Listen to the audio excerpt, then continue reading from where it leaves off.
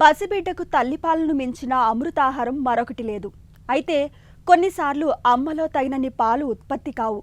ఇలాంటప్పుడు బిడ్డకు తప్పనిసరిగా పోతపాలు పట్టాల్సిందే. పోతపాల విషయానికి వచ్చేసరికి చాలామందికి ఆవు పాలు మంచివా, గేదె పాలు మంచివా అనే సందేహం పీడిస్తూ ఉంటుంది.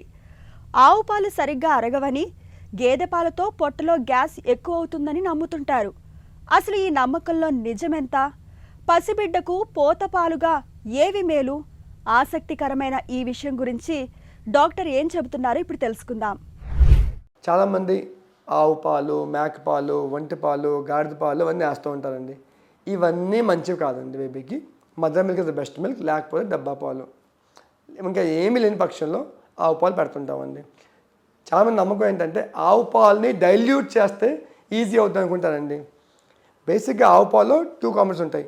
Sugar component, lactose, fat component. Sugar component వల్ల బేబీకి ఇబ్బంది ఉంటుందండి, ఫ్యాట్లో ఇబ్బంది ఉంటుంది. మీరు డైల్యూట్ చేస్తే, వాటర్ వేస్తే షుగర్ కాంపోనెంట్ డైల్యూట్ అవుతుంది, కానీ ఫ్యాట్ ఇంకా అలాగే ఉంటుందండి. ప్రాబ్లం ఇంకా అలాగే ఉంటుంది. సో ఎప్పుడైనా ఆవు పాలు ఇద్దాం అనుకుంటే ఫస్ట్ బర్త్డే తర్వాత ఆవు పాలు కానీ గ్రీన్ ప్యాకెట్ మిల్క్ కానీ బెస్ట్ అండి.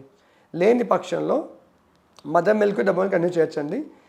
చాలా మంది అడుగుతుంటారు ఎప్పుడో మదర్ మిల్క్ ఇవ్వచ్చు అని చెప్పేసి. మదర్ మిల్క్ మనం యాక్టివ్ ఫీడింగ్ కోసం, అంటే న్యూట్రిషన్ కోసం 6 మంత్స్ వరకు ఇస్తాం. 6 మంత్స్ తర్వాత మదర్ ఫీడింగ్ తగ్గిపోద్ది, ఫుడ్ ఎక్కువైపోద్దండి.